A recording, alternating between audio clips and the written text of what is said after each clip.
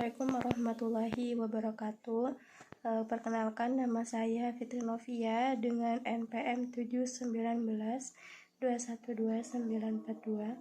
Di sini saya akan menjelaskan materi tentang UMKM, yaitu usaha mikro kecil dan menengah, dalam mata kuliah Manajemen Koperasi dan UMKM.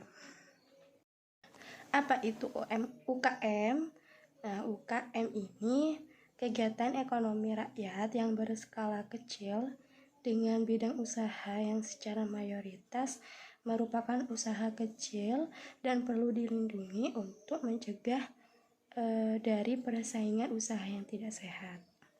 Dalam Undang-Undang Nomor 20 Tahun 2008, pengertian usaha kecil menengah membagi ke dalam dua pengertian, yakni yang pertama, usaha kecil adalah entitas yang memiliki kriteria sebagai berikut, yaitu kekayaan bersih lebih dari 50 juta sampai dengan paling banyak 500 juta.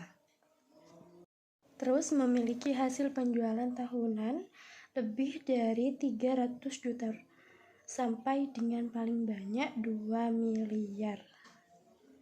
Yang kedua yaitu sementara itu yang disebut dengan usaha menengah adalah entitas usaha yang memiliki kriteria sebagai berikut. Itu yang pertama, kekayaan lebih dari 500 juta sampai dengan paling banyak 10 miliar. Yang kedua, memiliki hasil penjualan tahunan lebih dari 2 miliar sampai dengan paling banyak yaitu 50 miliar. Kuantitas tenaga kerja usaha kecil merupakan entitas usaha yang memiliki jumlah tenaga kerja sampai 5 sampai 19 orang.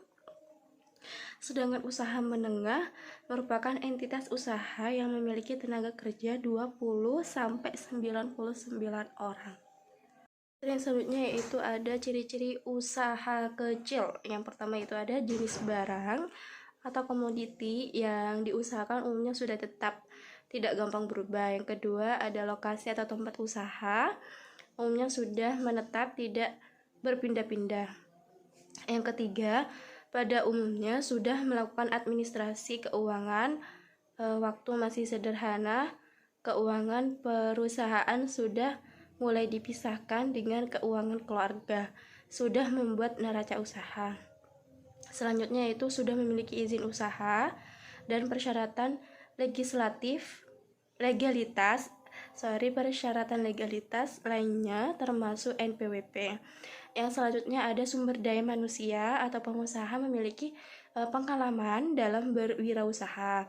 Nah, selanjutnya sebagian sudah akses ke perbankan dalam hal keperluan modal.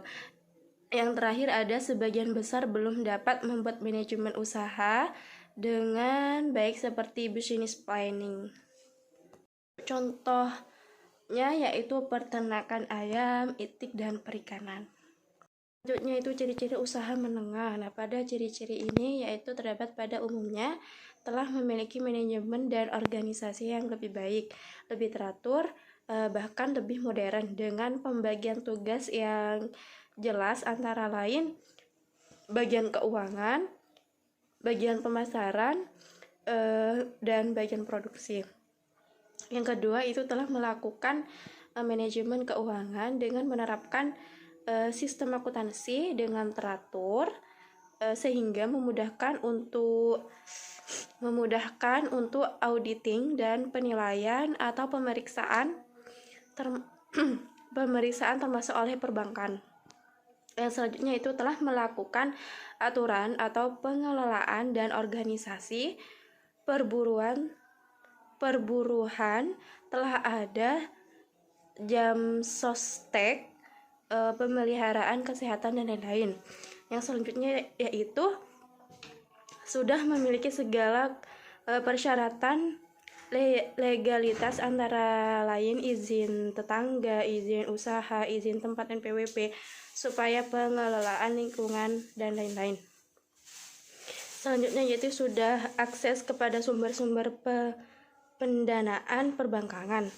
Yang terakhir yaitu pada umumnya telah memiliki sumber daya manusia yang terlatih dan terdidik. Nah, contohnya yaitu usaha pertanian, peternakan, perkebunan, kehutanan skala menengah dan lain-lain. Selanjutnya yaitu ada kinerja UMKM di Indonesia. Yang pertama, sektor UKM sebagai penyedia lapangan kerja bagi jutaan orang yang tidak tertampung di sektor formal. Yang kedua yaitu sektor UKM mempunyai kontribusi terhadap pembentukan produk domestik bruto atau PDB.